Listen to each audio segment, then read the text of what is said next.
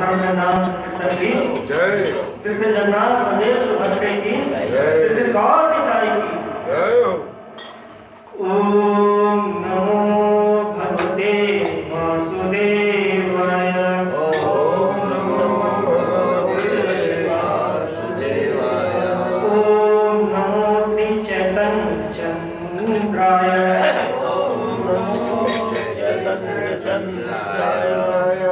ओम नमो श्री चैतन्य चंद्राय। ओम नमो श्री चैतन्य चंद्राय। ओम नमो श्री चैतन्य चंद्राय। ओम नमो श्री चैतन्य चंद्राय। जन्माद्यस्य यतो न आदितरत चार्थसुभिज्ञस्वराट् तेने ब्रह्म हृदय आदिकवये मुह्यन्ति यत् सूरय तेजो वारिमृदां यथा विनिमयो यत्र त्रिसर्गो मृषा धाम्ना स्वेन सदा निरस्तकुहकं सत्यं परं धीमहि धर्मा प्रोजितकेतवो अत्र परमो निर्मासदा वेद्यं वाक्यं अत्र शिवदं तापत्र पुनर्मूलनं श्रीमद्भागवते महामुनिकृते किं वाग्देवेश्वर साध्यो हि अवरोध्यते अत्र कृत्यभिः सुशोभितच्छरा निगमकल्पतरोकृतं फलं सुखमोक्षादमृतसंयुक्तं पिबत भागवतं रसमालयं मुहुरो रसिका भुवि भावुका। नमः नष्टप्रायेषु भद्रेषु नित्यं भागवत सेवया भगवती श्लोके भक्ति नैष्ठिकी नारायण नमस्कृत्य नरं चैव नरोत्तमं देवीं सरस्वतीं व्यासं ततो जयमुदीरये। ओम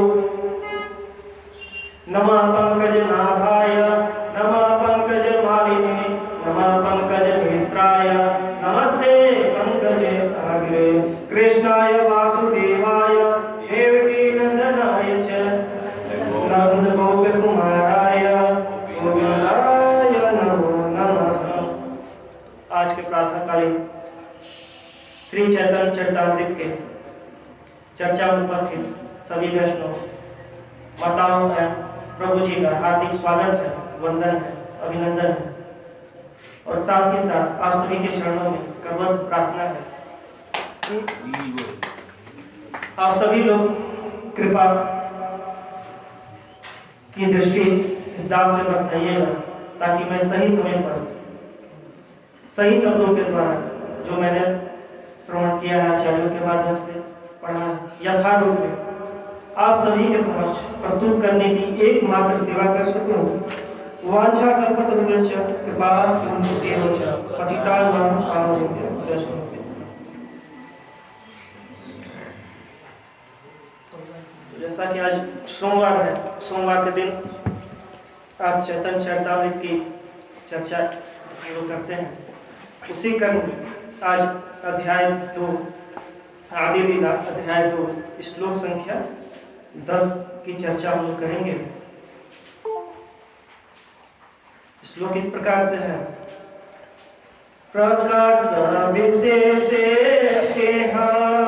प्रकाश विशेषे दरे तीन नाम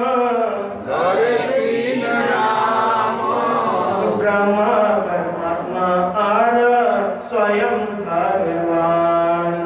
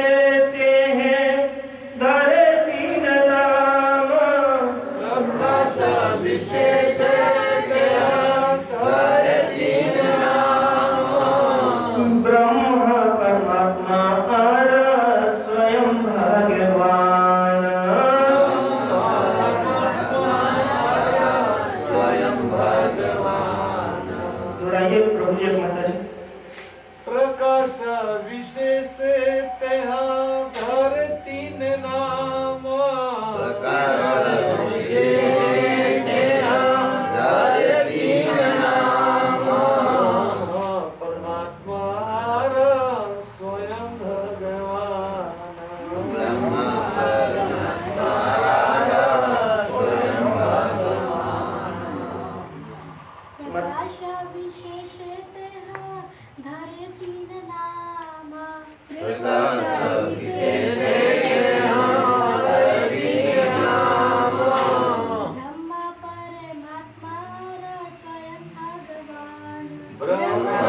परमात्मा स्वयं प्राकट्य का विशेष विविध रूप में ते हैं वे धरे धरते हैं तीन तीन नाम नाम ब्रह्म ब्रह्म परमात्मा परमात्मा आर तथा स्वयं स्वयं भगवान पूर्ण पुरुषोत्तम भगवान। अनुवाद जगतगुरु श्रील प्रभुपाद के द्वारा इस प्रकार है। अपने विभिन्न प्रकृतियों की दृष्टि से वे तीन पहलुओं में विख्यात हैं, जो निर्विशेष ब्रह्म स्थानीय परमात्मा तथा आदि भगवान कहलाते हैं। जगतगुरु श्रील प्रभुपाद की बहुत ही सुंदर श्लोक है ये। और यहाँ बता रहे हैं कि प्रकाश से विशेषते हैं धरे तीन नाम। प्रकाश का अर्थ होता है प्राकट्य, धरे तीन नाम। कह रहे हैं कि अपने विभिन्न प्रकारों की दृष्टि से वे तीन पहलुओं में विख्यात हैं। वे किसकी बात की जा रही है यहाँ पे? चैतन्य महाप्रभु। क्योंकि पिछले श्लोक संख्या 9 में हम लोगों ने पढ़ा था नंद सुति सुत बलि अरे भागवते गाई से कृष्ण अवतीर्ण चैतन्य गोसाई। कि जो नंद के सुत है भगवान श्री कृष्ण, वही क्या है?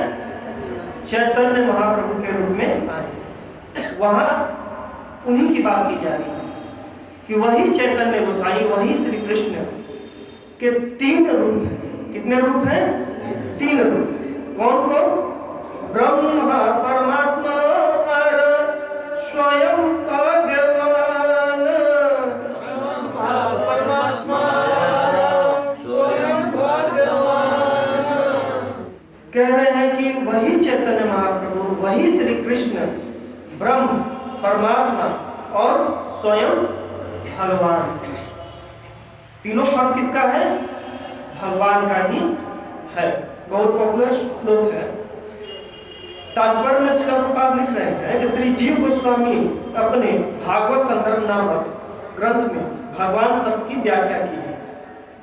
समस्त चित्त तथा अचित्त शक्तियों से ओतप्रोत ईश्वर ही परम पुण्य है। ईश्वर, ईश्वर कौन है? ईश्वर शब्द से क्या समझते हैं? कंट्रोलर, कंट्रोलर, नियामक। तो ईश्वर कौन है? तो इसके संदर्भ में श्री ब्रह्मा जी कहते हैं ईश्वर परम कृष्ण सच्चिदानंद विग्रह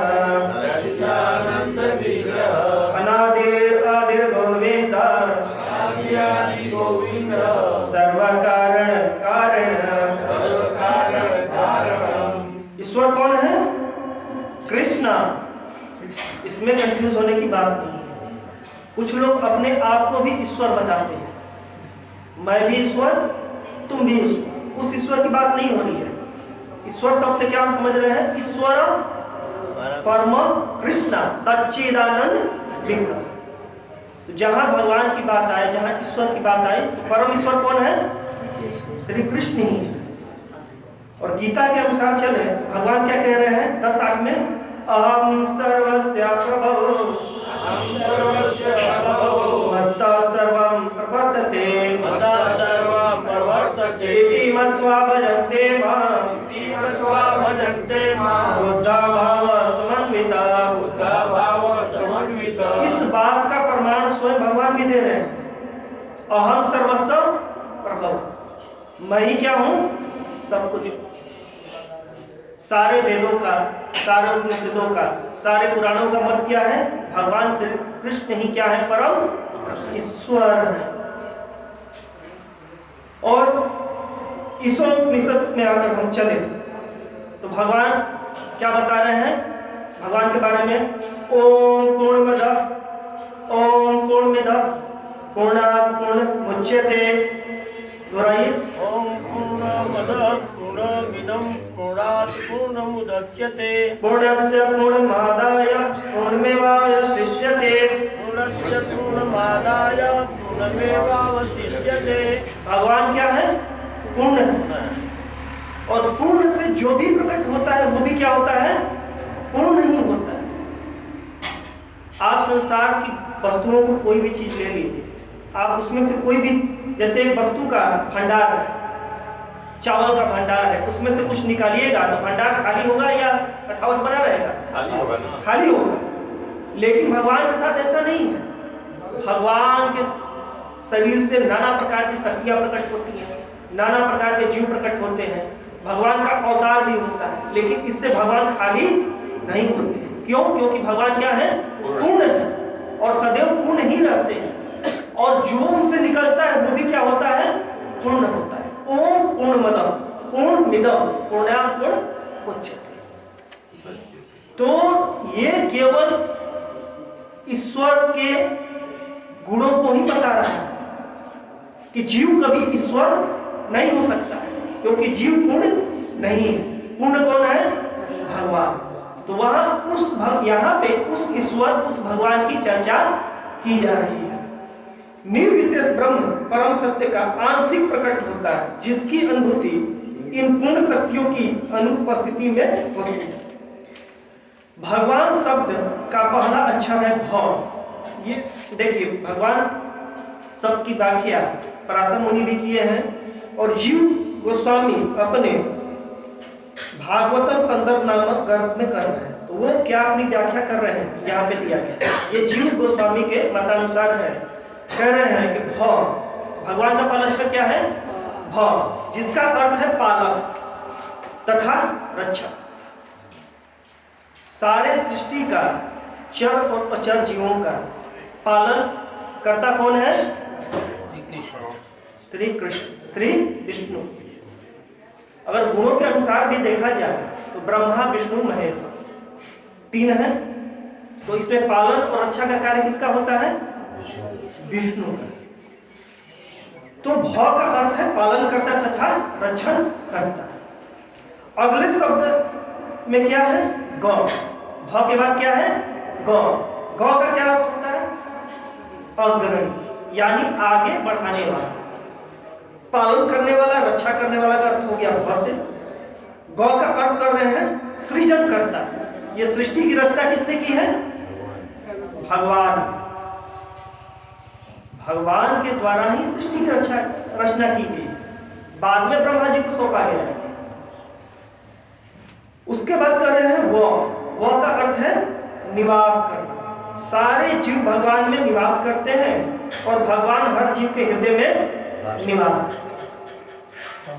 ब्रह्मा जी भगवान के आदेशानुसार सृष्टि की रचना, ब्रह्मा जी किस सृष्टि की रचना करते हैं, विसर्ग।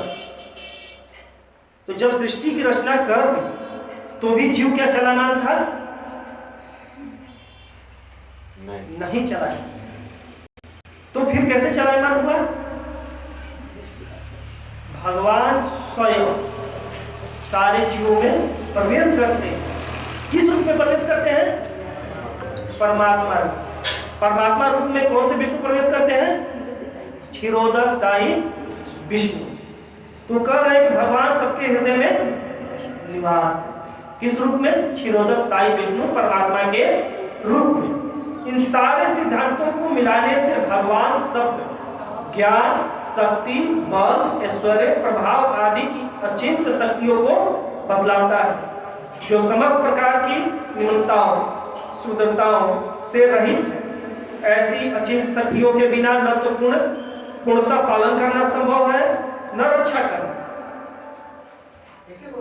तो भगवान शब्द की व्याख्या पराशर मुनि भी करते हैं और जीव गोस्वामी भी कर रहे हैं। जीव गोस्वामी का तो समझा आपने कि भगवान का पहला अक्षर से बना है पालक रक्षा, गौ से बना है सृजन करता, व से बना है निवास कर, यानी सभी जीवों के हृदय में निवास कर। इन शब्दों से मिलकर क्या बना है? भगवान। और पराशर उसी के अनुसार चले तो भगवान की क्या बताते हैं? 6 विशेषता बताते हैं।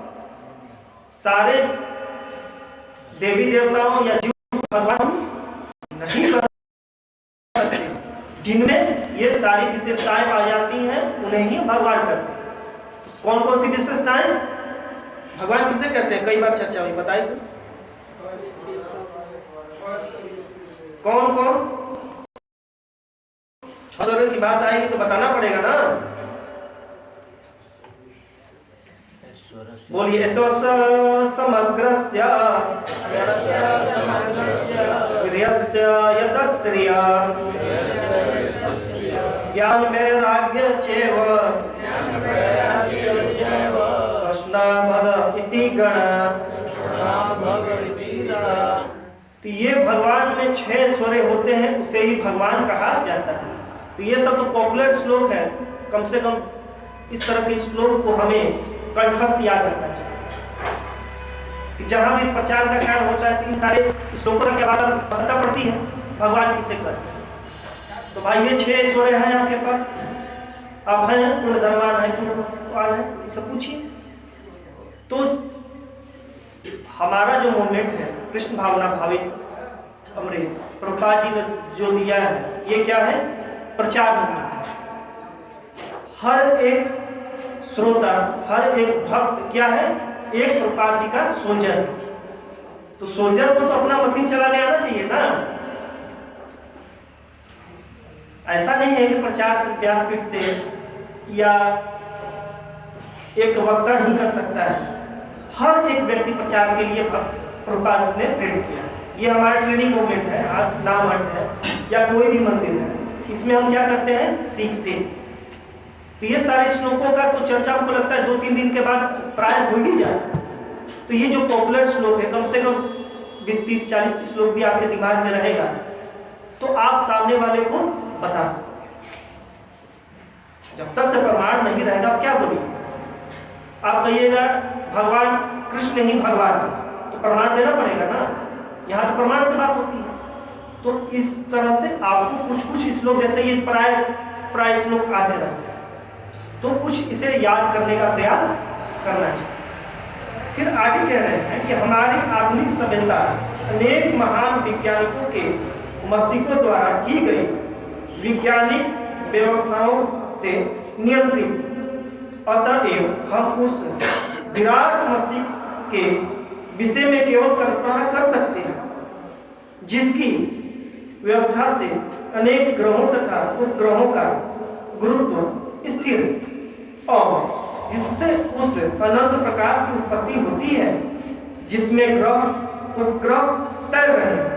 यदि हम समझते हैं कि मनुष्य निर्मित उपग्रह को कक्षा में स्थापित करने के लिए बुद्धि की आवश्यकता है, तो यह सोचना मूर्खता होगी कि विभिन्न ग्रह मंडलों की व्यवस्था के पीछे विराट बुद्धि की आवश्यकता नहीं है। यह विश्वास करना कि किसी श्रेष्ठ बुद्धि की श्रेष्ठ व्यवस्था के बिना ही सभी विराट ग्रह तैर रहे हैं, तर्क संगत नहीं है। इस विषय की व्याख्या श्रीमद् भागवत गीता 15-13 में स्पष्ट रूप से की गई, जहां भगवान कहते हैं मैं प्रत्येक ग्रह में प्रवेश करता हूं और मेरी ही शक्ति से वे कक्षा में स्थिर रहते हैं। यदि ये ग्रह भगवान के नियंत्रण में न होते तो वे उसी तरह बिखर जाते जिस तरह वायु के धूल के कण बिखर जाते हैं। आधुनिक वैज्ञानिक भगवान की इस अचिंत्य शक्ति की केवल अव्यवहारिक व्याख्या ही कर सकते हैं। बहुत ही सुंदर यह बात बता रहे हैं। कह रहे हैं कि बहुत सारे लोग कल्पना करते हैं कि यह सृष्टि की रचना कैसे हुई। तो एक थ्योरी, बिग बैंग थ्योरी बोलते हैं ना, उसके थ्रू हुई है। आपस में कोई ग्रह टकराया, उसके बाद यह सृष्टि की रचना। तो कुछ लोग कल्पना करते हैं कि हमारे पूर्वज बंदर हैं, बंदर से हमारा कर्मिक विकास हुआ, उसके बाद मनुष्य। लेकिन हमारी भागवती जो भागवत ग्रंथ, वेद और पुराण बताते हैं कि हम बंदरों की संतान नहीं है। हमारे पूर्वज कौन है? ऋषि महर्षि हैं। हम ऋषि महर्षियों के संतान हैं, न कि बंदरों की संतान है। तो ऐसी कल्पना करना ये मूर्खों की निशानी। ये सिर्फ कोरी कल्पना है, इसका कोई आधार नहीं है। क्योंकि अगर हम रामायण पढ़ें जो त्रेता युग का है, या सतयुग के भी बहुत सारे शास्त्र हैं, उसमें कहीं प्रमाण नहीं मिलता है कि हमारे पूर्वज हमारे बंदर थे। उसमें जब आप पढ़िएगा तो पाइएगा कि जो सभ्यता पुरानी है वो आज के पीछे कई गुना डेवलप है। आज जहाज को चलाने के लिए फ्यूल की जरूरत पड़ती है, लेकिन पुष्पक विमान हुआ करता था जो मन की गति से चलता था बिना फ्यूल के। वो टेक्नोलॉजी ज्यादा डेवलप थी कि आज की टेक्नोलॉजी ज्यादा डेवलप है। और यहाँ तक जो आज का आधुनिक विज्ञान भी है, तो बहुत सारा थ्योरी तो पुराने ही थ्योरी से वो लोग एडॉप्ट करके करते हैं और कहते हैं कि ये हमारा इन्वेंशन है, जबकि वो इन्वेंशन पहले से ही आपके पुराणों में, वेदों में लिखा हुआ है। तो उसी चीज को यहाँ बता रहे हैं कि बहुत सारे लोग कल्पना करते हैं कि ये जैसे ग्रह है, ये आकाश में तैर रहे हैं। आखिर बताइए कि कैसे तैर रहे हैं? इसके पीछे कोई शक्ति नहीं कार्य कर रही है। आप एक मुट्ठी किसी धूल को उठाइए और हवा में ऐसे छोड़ दीजिए, वो हवा में तैरेगा कि नीचे गिर जाएगा? तो कोई साइंटिस्ट उसको स्थिर कर सकता है? तो कर। तो वेद का कौन भी साइंटिस्ट के बस में नहीं है कि उसको तैरा दे। तो ग्रह उपग्रह की तो बात ही छोड़। भगवान ने जब भगवान से अनंत कोटि ब्रह्मांड प्रकट होते हैं, और सोचिए कि कितनी साइंटिफिक विधि है कि करोड़ों करोड़ों ब्रह्मांड प्रकट होते रह रहे हैं। तो ब्रह्मांड प्रकट होके कार्य स्थिर हो गया, कभी प्रकट हो रहे हैं। ये क्रिया निरंतर चल रही है, सृजन का, पालन का और संहार का, रुक नहीं रहा। ऐसा नहीं है कि भगवान अब तो थक गए हैं भाई, अब थोड़ा सा सृजन का कार्य रोक देते हैं, कुछ विश्राम कर लेते हैं, उसके बाद पुनः क्रिया शुरू। नहीं, ये क्रिया क्या हो रही है? निरंतर चल रही है। उनके हर एक एक रोम कूप से करोड़ों करोड़ ब्रह्मांड स्वतः प्रकट हो रहे हैं, और ये ब्रह्मांड हवा में तैर रहे हैं। तो एक ब्रह्मांड दूसरे ब्रह्मांड से टकरा सकता है? नहीं, सब तैर। अगर कोई शक्ति नहीं होती, सोचिए कि कितनी व्यवस्था की गई है भगवान की कि एक ब्रह्मांड दूसरे ब्रह्मांड से कभी टकराते नहीं है। सारे अपने अपने कक्ष में स्थिर होकर घूम रहे हैं। यहां तक कि ये जो पृथ्वी भी है, ये भी क्या है? हवा में तैर। और भी जाने जितने ग्रह है, सब क्या हो रहे हैं? हवा में तैर रहे हैं। तो क्या इनके पीछे कोई शक्ति कार्य नहीं कर रही है? ये किसी चमत्कार से कम है? आज तक उस शक्ति का वैज्ञानिक पता लगा नहीं पाया। अगर वैज्ञानिक इतने ही डेवलप हैं, तो श्रील प्रभुपाद कहते हैं कि वैज्ञानिक कहते हैं, तथाकथित वैज्ञानिक कहते हैं कि हम चंद्रमा पे गए, चंद्रमा से लौट के आ गए। वो चंद्रमा में गए ही नहीं, कहते वहां ऑक्सीजन नहीं है, पानी नहीं है, जबकि चंद्र ग्रह का वर्णन वेदों में बताया है। वहां जीव हैं। चंद्रमा जो है वनस्पतियों के क्या है? वनस्पतियों के क्या कहे जाते हैं? वनस्पतियों के राजा कहे जाते हैं। और चंद्रमा से ही अमृत का स्राव होता है, तो सारे वनस्पतियों में, सारे वृक्षों में, सारे फल फूल जितना इत्यादि हम खाते हैं, उसमें रस की प्राप्ति होती है। वो रस कहाँ से आता है? चंद्रमा से प्राप्त होता है। तो सोचिए कि चंद्रमा की रोशनी से अमृत का स्राव हो रहा है और उस अमृत से सारे फल फूल इत्यादि का सृजन हो रहा है, और विज्ञानी कहते हैं कि वहां कोई है ही नहीं, प्रकृति ही नहीं है, वहां पेड़ पौधे ही नहीं, ये कैसे संभव? तो हमारी वैज्ञानिक अभी उतना डेवलप नहीं हो पाए हैं कि उस चीज को खोज कर सके। ये क्या कर रहा है? सिर्फ एक प्रकार की कल्पना ही कर रहे हैं। फिर गीता में एक श्लोक है 15-13 में, क्या कह रहे हैं इसमें? गाम अविश्य च भूतानि धारा में अहम ओजसा कृष्ण में चौसदी सर्वा सोमो भूत्वा रसात्मकः। भगवान क्या कह रहे हैं? मैं प्रत्येक लोक में प्रवेश करता हूं और मेरी शक्ति से ही सारे लोग अपने कक्ष में स्थिर रहते हैं। सारे लोगों में कौन प्रवेश करता है? भगवान प्रवेश करते हैं और प्रवेश करके उस ग्रह को, उपग्रह को उसकी कक्षा में नियंत्रित रखने का कार्य करते हैं। मैं चंद्रमा बनकर समस्त वनस्पतियों को जीवन प्रदान करता हूं।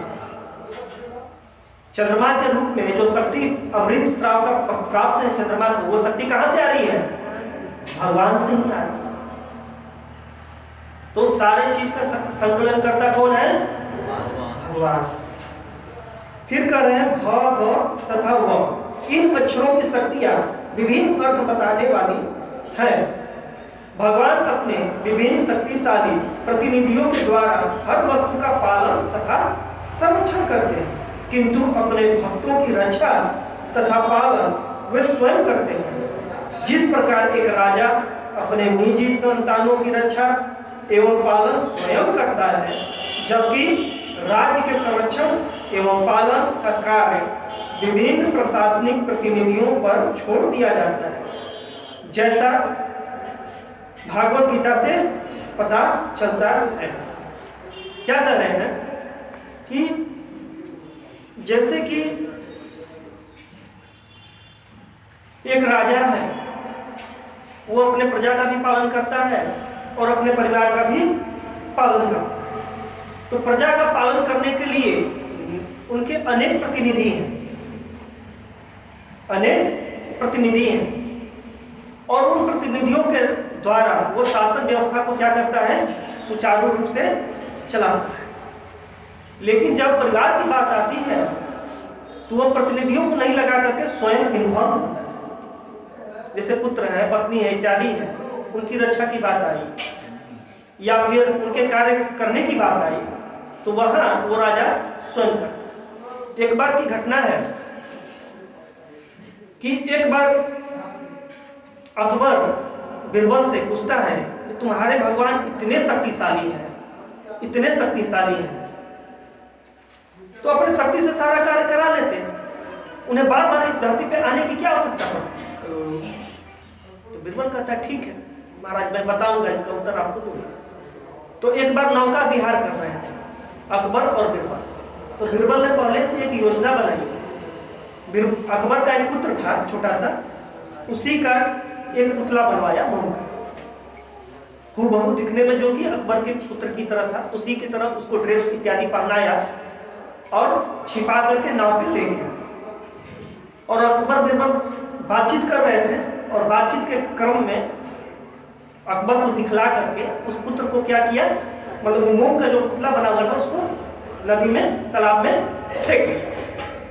और जैसे ही अकबर देखता है कि मेरे पुत्र को बीरबल ने पानी में फेंक दिया, बिना कुछ कहे तत्क्षण वो क्या किया, नदी में छलांग लगा।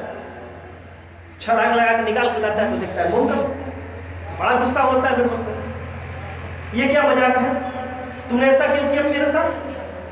तब बताते हैं बीरबल, आइए बैठिए। जब आपका पुत्र नदी में गिरा तो आपके साथ इतने सारे लाव लश्कर है, सैनिक है, मंत्री है, किसी को बोल देते डूब जाता निकाल के लिया, आप स्वयं क्यों कूद गए? कपड़ा भी नहीं निकाले, सारा राशि ताज इत्यादि पहने हुए कूद गए। आपको किसी सैनिक का एक आदेश दे देना चाहिए, तुरंत करके लिया। बोले अरे कैसी बात कर रहे हैं, इतना समय है मेरे पास कि मैं किसी को आदेश दूं, मेरा पुत्र है। तो बीरबल कहता है कि यही बात है, जब भगवान देखते हैं मेरे भक्त, मेरे संतान विपत्ति में है, तो भगवान वेट नहीं करते हैं, वो कूद जाते हैं। गजेंद्र भगवान अपने वैकुंठ लोक में आराम कर रहे थे, लक्ष्मी जी पैदा हुए। गजेंद्र ने कहा हाँ, क्या कहा हाँ, री कहने का उसे अवसर नहीं मिला। भगवान का दुपट्टा सरक गया, जूता पहने की नहीं पहने पता नहीं, री कहने से पहले ही भगवान लक्ष्मी जी कुछ कहा जा रहे हैं, वे अभी बताने की समय नहीं है। गजेंद्र ने कहा हाँ, भगवान वहां से चल दी। जैसे ही गजेंद्र ने कहा नहीं, भगवान वहां पे प्रकट। ये है भगवान। तो यहां किसी चीज को बता रहे हैं कि भगवान अपने भक्तों की रक्षा अपने संतान की तरह करते हैं। द्रौपदी ने भगवान को पुकारा, भगवान स्वयं प्रकट हुए, किसी को भेजे, स्वयं वस्त्र अवतार ले लिया। भगवान की करुणा तो देखिए, अपने भक्त के लिए भगवान का एक नया अवतार हो गया। कौन सा अवतार? वस्त्र। भगवान स्वयं वस्त्र बन गए। दुशासन खींचते खींचते थक गया। उत्तरा के लिए भगवान स्वयं उसके गर्भ में प्रवेश करते हैं, और एक एक हथियार लेकर नहीं, चार चार हथियार लेकर प्रवेश किए। एक विफल हो जाएगा तो दूसरा कार्य। समझ पा रहे भगवान की करना? ऐसे तो भगवान कहते हैं, क्या कहते हैं गीता में, यदा यदा ही धर्मस्य ग्लानिर्भवति भारत अभ्युत्थानम् अधर्मस्य तदा आत्मानं सृजामि परित्राणाय साधूनां विनाशाय च दुष्कृतां धर्म संस्थापना अर्थाय संभवामि युगे। तो भगवान ऐसा करने के लिए स्वयं आने की जरूरत है क्या? साधु की रक्षा करने के लिए, धर्म की स्थापना करने के लिए उनकी एक शक्ति काफी है। श्रील प्रभुपाद जो काम कृष्ण नहीं किए, वो काम उनका एक भक्त कर गया। कृष्ण कितने लोगों को प्रीचिंग की, कितना करता है। उसके बाद चैतन्य महाप्रभु के रूप में आए, भक्त रूप में, फिर भी कितना प्रचार किए। देखो देखिए आप, एक सीमित क्षेत्र है, लेकिन उनका एक शुद्ध भक्त प्रभुपाद आए और पूरी पृथ्वी पे हरिनाम का डंका बजाते। आज पूरे पृथ्वी पे हरे कृष्णा कृष्णा कृष्णा हरे हरे, हरे राम राम राम हरे हरे। तो भगवान को ये सब करने के लिए स्वयं आने की आवश्यकता नहीं है। श्री जगन्नाथ बलदेव सुभद्रा की, श्री बाबा की, उनकी एक शक्ति इन सारे कार्यों को करने में सक्षम है। फिर भी भगवान यहाँ कारण अपने शुद्ध भक्तों के साथ प्रेम का आदान प्रदान करने के लिए, माधुर्य लीला स्थापित करने के लिए, ये जो भगवान के साथ संबंध है, वात्सल्य इत्यादि, उस रस में भगवान अपने भक्तों से संबंध स्थापित करना चाहते हैं। इसलिए भगवान यहाँ पे आते हैं, ताकि भगवान को हम अपना कह सकें। अगर भगवान आते नहीं तो कृष्ण को मैया यशोदा कैसे पुत्र मानते, गोप सखा अपना मित्र कैसे मानते, गोपियां अपना प्राणधेय कैसे मानते, है कि नहीं? तो भगवान हमारे साथ एक अपना पर्सनल रिलेशन बनाने के लिए यहाँ पे आते हैं, आनंद का आदान प्रदान करने के लिए यहाँ पे आते हैं। फिर कह रहे हैं भगवान अपने भक्तों के अग्रणी नेता हैं, और भगवान अपने प्रिय भक्तों को स्वयं आदेश देते हैं कि भक्ति के मार्ग पर किस तरह निश्चित रूप से प्रगति करनी चाहिए और इस तरह भगवत धाम पहुंचना चाहिए। भगवान अपने भक्तों द्वारा अर्पित समस्त पूजन को ग्रहण करते हैं और उनके लिए वे ही लक्ष्य हैं। भगवान अपने भक्तों के दिव्य प्रेम भगवत प्रेम की भावना उत्पन्न करने के लिए अनुकूल परिस्थिति उत्पन्न करते हैं। ऐसा करने के लिए वे कभी कभी अपने भक्त की भौतिक आसक्ति को बलपूर्वक छीन लेते हैं। बड़ा खतरनाक वर्ड है। और अब उनकी सारी भौतिक सुरक्षाओं के साधनों को अस्त व्यस्त कर देते हैं, जिससे भक्त पूरी तरह से भगवान के संरक्षण पर निर्भर रहे। इस प्रकार वे अपने भक्तों के मार्गदर्शन के रूप में सिद्ध करते हैं। यहाँ दो चीज भगवान बता रहे हैं, कह रहे हैं कि भगवान को भक्त जो भी प्रेम से पत्रम पुष्पम फलम तोयम इत्यादि प्रदान करता है, भगवान उसे स्वेच्छा से स्वीकार करते हैं। दूसरी चीज बता रहे हैं यहाँ पे कि भगवान की दो प्रकार की कृपा होती है, एक अनुकूल कृपा और एक प्रतिकूल। ठीक है, जो भगवान की भक्ति करते हैं उस पर भगवान की अनुकूल कृपा रहती है, लेकिन भगवान जिसको अपना लेते हैं, भगवान जिसको अपना मान लेते हैं कि अब ये मेरा है, उस पर कौन सी कृपा करते हैं? प्रतिकूल कृपा करते हैं। भागवतम क्या कहता है इसके पीछे? भगवान स्वयं क्या कह रहे हैं भागवतम में? श्री भगवान वाच यस्य अहम अनुग्रहामि हरिस्य तद्धनं सने ततो अधनं तजस्य स्वजना दुख दुखितम।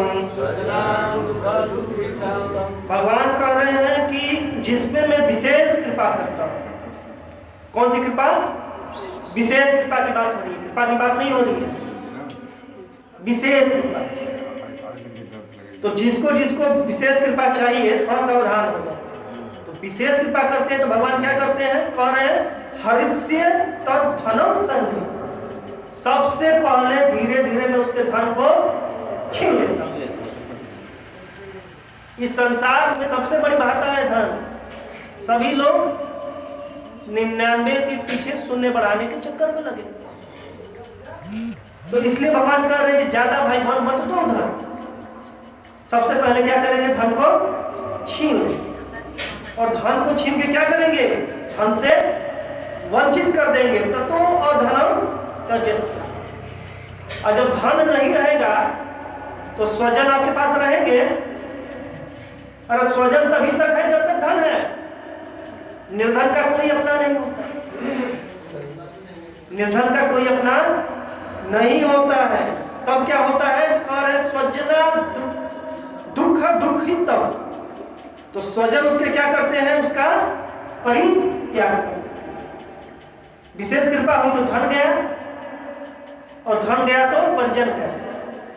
इसलिए अन्नविलासता शून्यम तो कहते हैं, लेकिन सावधान हो जाइए। जिस दिन भगवान की प्रतिकूल कृपा हो गई तो क्या होगा?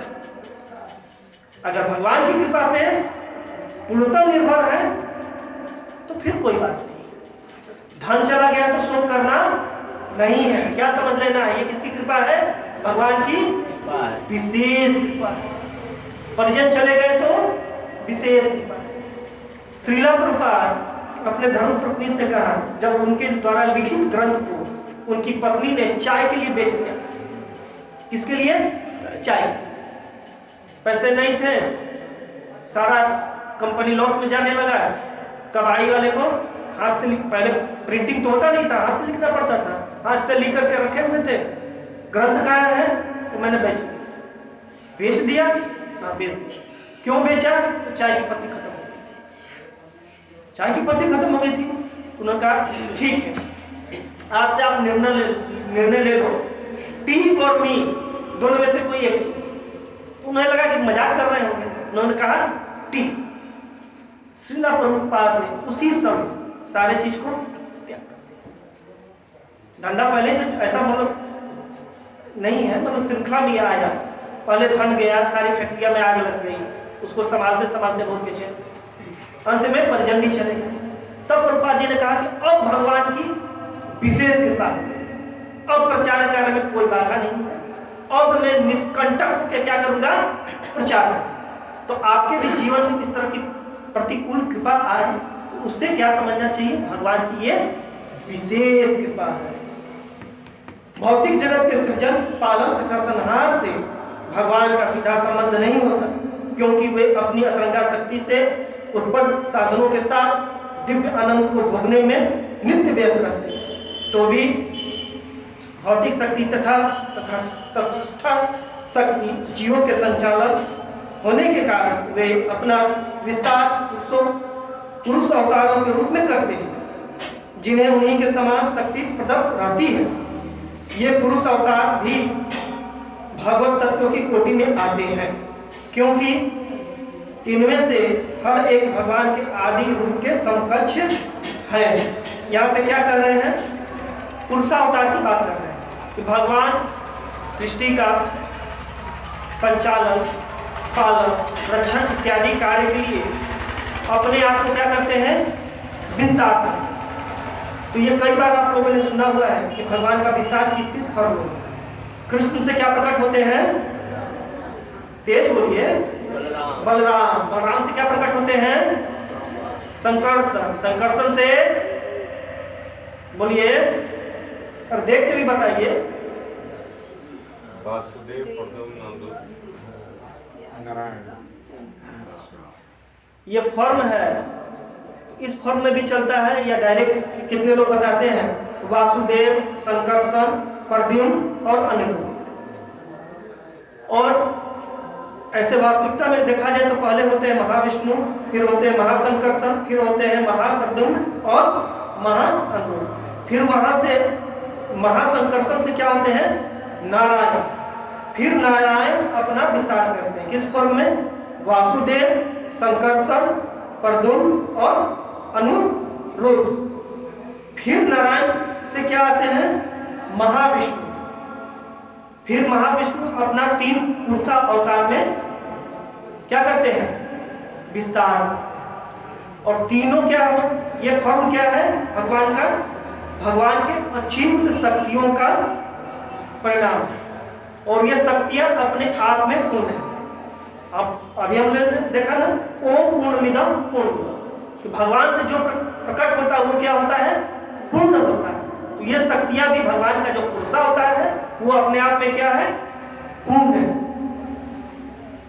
फिर कह रहे हैं कि सारे जीव उनके सूक्ष्म अंश हैं और गुणात्मक रूप से उन्हीं के समान हैं। वे इस भौतिक जगत में भौतिक भोग के लिए भेजे जाते हैं, जिससे वे स्वतंत्र व्यक्ति होने की अपनी इच्छा पूर्ण कर लें। किंतु जितने पर भी वे भगवान की परम इच्छा के अधीन रहते हैं। भगवान परमात्मा के रूप में ऐसे भौतिक भोग की व्यवस्था का निरीक्षण करते हैं। इस प्रसंग में एक अस्थायी मेले का दृष्टांत उपयुक्त है। यदि किसी राज्य के नागरिक कुछ समय के लिए आनंद उठाने की इच्छा से एक मेले में एकत्र होते हैं, तो सरकार इसके निरीक्षण के लिए एक विशेष अधिकारी नियुक्त कर देती है। ऐसे अधिकारी को सारे सरकारी अधिकार प्राप्त रहते हैं। एवं वह सरकार से अभिन्न होता है। मेला समाप्त हो जाने पर ऐसे अधिकारी की आवश्यकता नहीं रहती और वह अपने घर लौट जाता है। परमात्मा की तुलना ऐसी अधिकारी से की जाती है। यहाँ 2 चीज बता रहे हैं। एक बता रहे हैं जीव के बारे में कि जीव क्या है? भगवान का अंश है। गीता की बात माने तो भगवान क्या कहते हैं? ममेवांसे जीवलोके जीवभूत सनातन मनसष्टानि इंद्रियाणि प्राकृते स्थाने कर्षति। और रामचरितमानस में जाए तो क्या कह रहे हैं? ईश्वर अंश जीव अविनाशी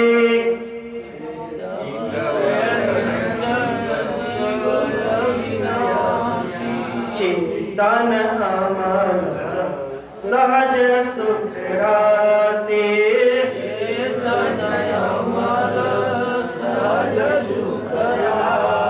जीव किसका अंश है? ईश्वर का, भगवान।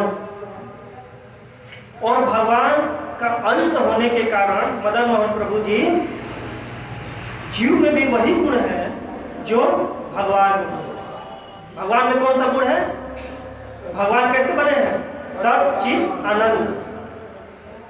उसी प्रकार से जीव का भी स्वरूप वही है, लेकिन सीमित मात्रा में। भगवान विभु है, जीव अणु। वो समुद्र है, वो गुण इसके अंदर क्या है, एक बूंद के समान है। तो जब यही गुण है भगवान का उसके अंदर, तो फिर जीव परेशान क्यों इस जगत में आके? तो कह रहे मनस्स्थानी इंद्रियाणी प्रकृति स्थानी कर सके, कि वो मन सहित इन इंद्रिया के कारण दुख भोग रहा है। नाना प्रकार का दुख क्यों भोग रहा है? ये इंद्रियों को भगवान की सेवा में नहीं उपयोग करने के कारण। ये इंद्रियों का स्वामी खुद को समझ रहा है, इसलिए क्या कर रहा है, प्राकृतिक स्थानी कर। इस प्रकृति में क्या कर रहा है, वो दुख भोग रहा है। लेकिन ऋषि के जब वो अपनी इन्हीं इंद्रियों से भगवान की सेवा करेगा तो क्या होगा, भक्ति उच्चित। ठीक है, समय भी हो ही गया है। एक मेले का उदाहरण दे रहे हैं, इसको समझ लीजिए कि जैसे कहीं मेला लगता है तो वहाँ सरकार अपना एक व्यक्ति डिप्यूट करता है, जो सरकारी सेवा में उनको अनुभव होता है। हम लोग का भी ड्यूटी लगता है, मेला इत्यादि होता है, तो वहाँ एक कंट्रोलर मजिस्ट्रेट कुछ समय के लिए नियुक्त किया जाता है। और जैसे ही मेला खत्म होता है, उसका काम खत्म। मजिस्ट्रेट का पावर कितने देर का, 1 दिन का या 12 दिन, जितना देर मेला है उतना देर उसको पावर मिला है। वहाँ का कंट्रोलिंग उस मजिस्ट्रेट के हाथ में रहता है। जो भी दंगा होगा, फसाद होगा, कुछ भी होगा, उसकी जवाबदेही उस मजिस्ट्रेट की होगी।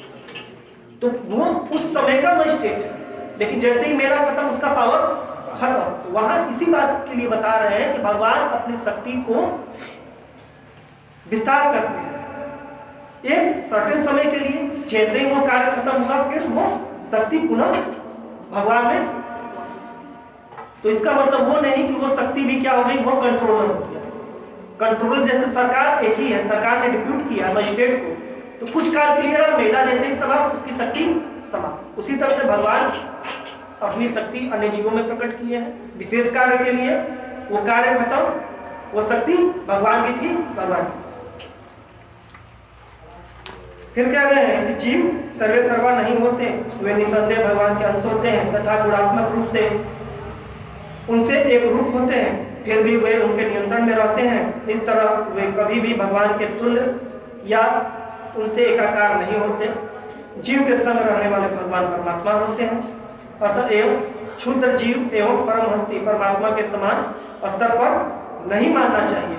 भौतिक जगत के सृजन, पालन तथा संहार के समय जो सर्वाधिक सदैव विद्यमान रहता है और समाधि में सारे जीव जिसमें निवास करते हैं, वह निर्विशेष ब्रह्म कहलाता है।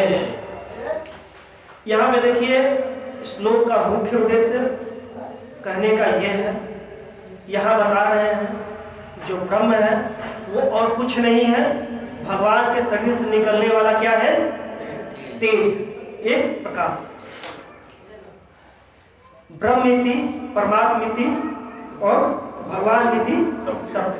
भगवान का ये तीनों फॉर्म है। अगले श्लोक संख्या 12 में बताया जाएगा कि ये ब्रह्म जो है वो भगवान से निकलने वाला एक प्रकाश है, जिसका ज्ञानी जन ब्रह्म, फिर योगी जन उसी भगवान का परमात्मा रूप में ध्यान करते हैं।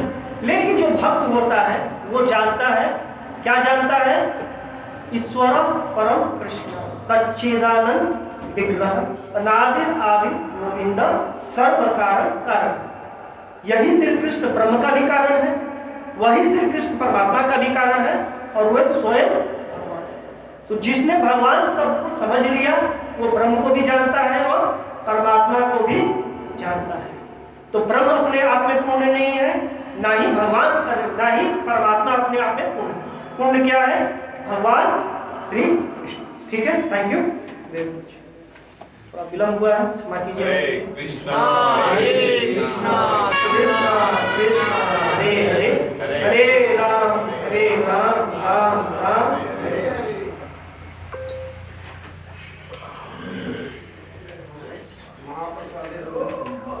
महाप्रसादे गोविंदे नाम ब्राह्मणे वैष्णवे स्वल्पं पुण्यमतं राजन् विश्वासं न जायते शरीर अविद्या जाल जड़ेन्द्रिया ताहे काल जीवे फिर विशेषाग्रे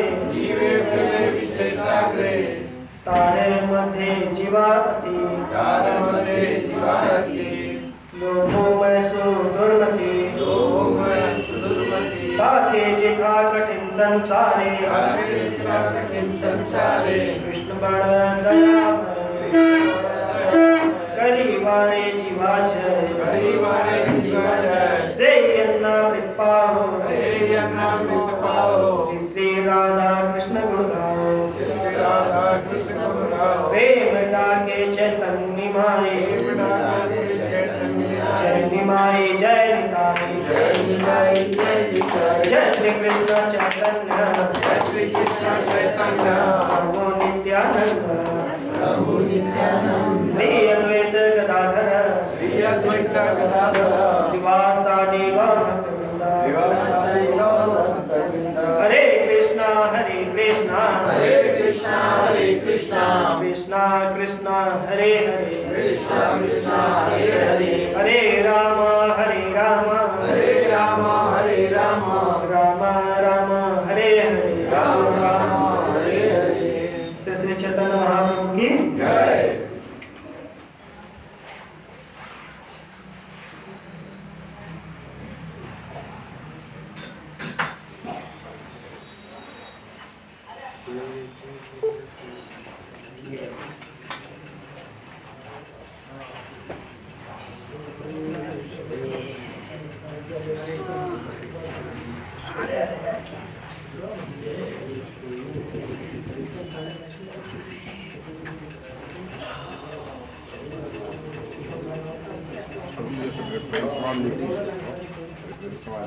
ये आदि अध्याय जो श्लोक एक तारीख को बनेगा प्रोग्राम सुबह से काम करता जिसमें बहुत सारा खर्च है, प्रति साल होता है। आप भक्तों से निवेदन है उसका प्रभु को जमा करवा दे, जिससे हमें सुविधा हो। सामान खरीदने टाइम नहीं है तो आप लोग खुद से भक्त है, पहले आप लोग जमा करें तो हमें सुविधा रहेगा सामान खरीदने, क्योंकि हमें नगद सामान लेना है। आज मंडे है, आज कुरियर वाला से मैं पता करता हूँ, बोल रहे थे कि अपना सेवा जमा करवाना। 18 तारीख को लगा आज 30 तारीख है, मैं बात कर रहा हूँ। अभी तक पहुँच जाना चाहिए था, लेट हो रहा है। अभी तक तो पहुँच गया, पिछली बार मंगाए थे पहुँच गया, लेट हो रहा है। ये मेरा खुद है, उसमें तो मैंने भी मंगाया। आपके अलावा 4 मिलता है।